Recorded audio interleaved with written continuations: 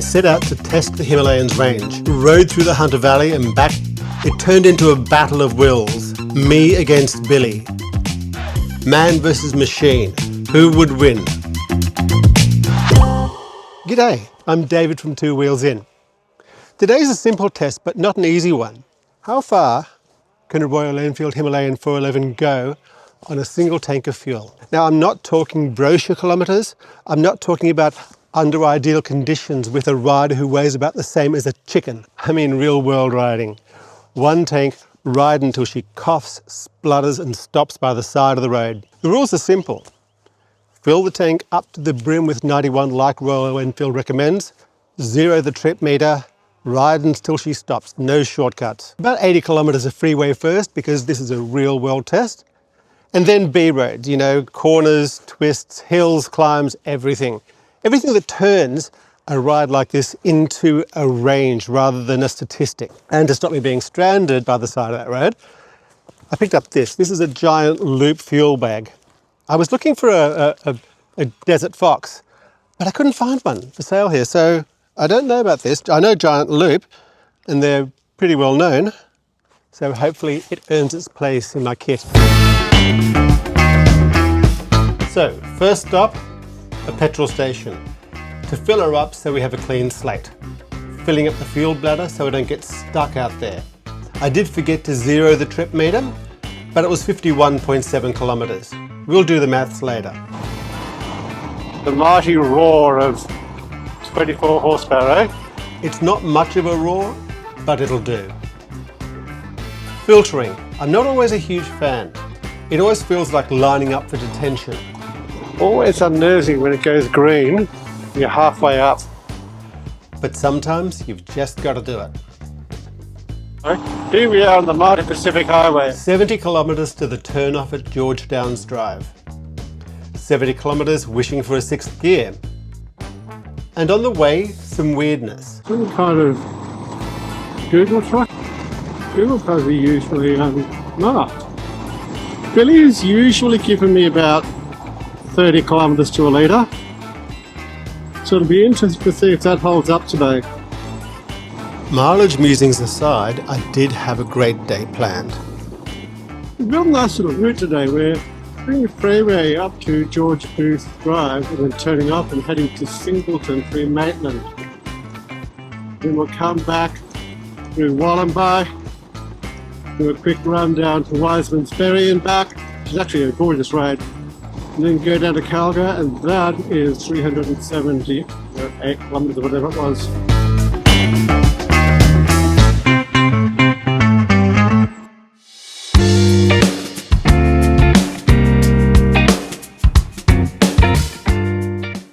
From here, I left the highway. I entered a little world of villages and greens. The sort of green that makes city dwellers start browsing real estate apps and checking their loan limit. Unbeknownst to me though, my microphone had turned itself off. So while I was happily talking about birds and motorcycles and trees and such things as cross a rider's limited attention span, you, dear viewer, are spared my whitterings. Though it was beautiful. The Hunter Valley is known for three things: coal, wine and stunning roads. At least I'd get to experience one of them. I did actually spend a little time on the Hunter Expressway that leads down to the Golden Highway. Thus I added a further 12 kilometres to my highway ride, taking it to 82 kilometres total.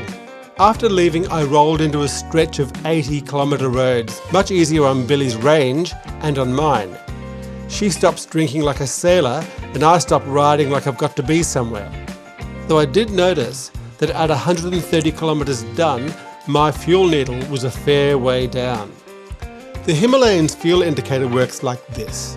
For the first 7 litres of the 14.5 litres of usable petrol, it does what you'd expect.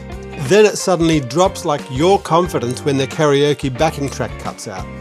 A flashing R trip starts counting how far you've been running on fumes. I was riding today not just to find the range, but to find how long I could run on reserve. I'd always erred on the side of caution, filling up when it was showing 40 or 50 kilometres. but I'd always felt like a bit of a dill. The more observant among you will notice the new technological addition to Billie. Car Pure Ride asked me to review their navigator, and I'll ride with it for a month before I say much about it.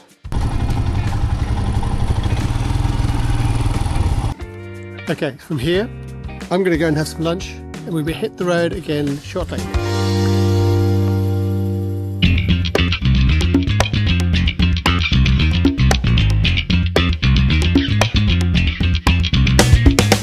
A bit of technical difficulty with the microphone not connecting, but I believe it's connected now. We are officially below the halfway line on the petrol indicator. So now we are heading south. This is Wollombi Road. Narrow little thing, but pretty thing as well. I'd reached the halfway point. 190 kilometres in either direction. Going forward, going back exactly the same. One thing I did say earlier when you couldn't hear me was that it's oddly comforting riding along with the cameras with all of you. I'm a solo rider most of the time, except when I'm riding with Dalma or with a select group of people. And it's nice to actually be presenting to the camera for this kind of stuff. The Wollombi Hotel is a favourite haunt of motorcyclists. Won't be many there today. Oh, there's a couple. This was the colonial era road that went north from Sydney until 1931, I think, when they put in the old Pacific Highway. Somewhere along this road, herein, is, and I'm not making this up, a steel rhinoceros. I'll stop and I will show it to you. Here it is.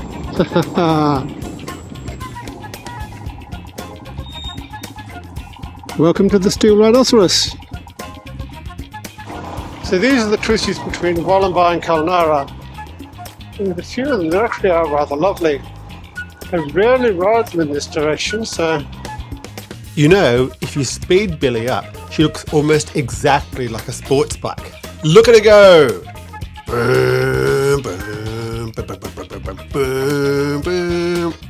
I just thought I'd stop for a second because this is the bizarrest place name in Australia. This area is called the letter A. And it's called the letter A because when the maps were drawn up, there was a letter A just right here. Now just noticed there's another purpose for stopping at the letter A. The fill light has just come on. You can see it just there. From here on in, we'll be working out exactly how far we've got. We came on at 250 kilometres. At 3 p.m. I turned off towards Wiseman's Ferry. The day was getting away, so I decided not to ride all the way to Wiseman's. Starting it up there now, 56 kilometres. I had a short stop where I dropped my mic and parked my bike on my glasses. Welcome to David Life, trademark pending. Could be another 50 kilometres, could be another 100, I hope it's 100. I hope it is 100, because that means that we have a better fuel mileage. I would end up eating those well-chosen words, but I get ahead of myself.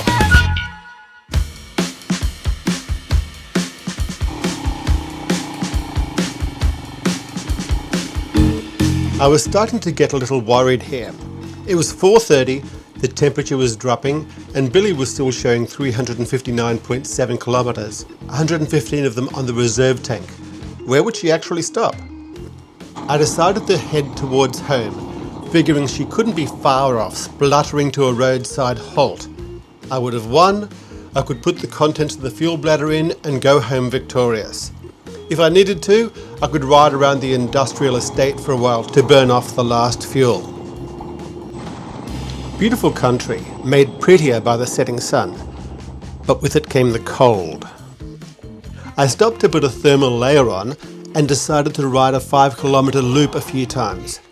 Billie had to stop sooner or later. At this rate, I'm going to run out of sun before she actually runs out of petrol. So we're now 150 kilometres over the F-trip. And cold. That's absolutely crazy. But even with the highway section, still doing probably more than 400 kilometers. And I'm just sitting here going around in circles just to try and use up the last little bit of fuel. I've officially run out of footage on my memory card. Fortunately, the DJI has an internal memory. I've never had to do this before. Memory issues aside, I was losing the sun quickly. I mean, it has to give up eventually, right? Even though I may have to call it a day with no real outcome. I hope not.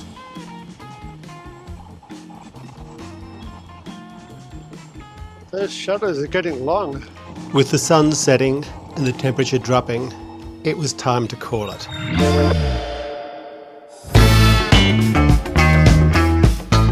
Well, this is an outcome I absolutely did not expect. Billie won, David nothing. She ran 7.5 hours of riding today, did 415 kilometres, 170 on the reserve tank, and she still did not stop. It's just getting too late. The sun's gone down, the temperature's dropping. I don't know how much she had left in her. When I put the contents of the fuel bladder in there, it made absolutely no difference. So she couldn't have been far off, but I just couldn't finish it. You know, I was going around in circles and circles and circles. I must have done, you know, a dozen of those circles going around and around, but she won. How about that? So if you like this video, give me a thumbs up, subscribe maybe, and tell us some of your long range rides. I'm sure there'll be a lot of interest in that. So thanks very much for watching, and I'll see you on the next video.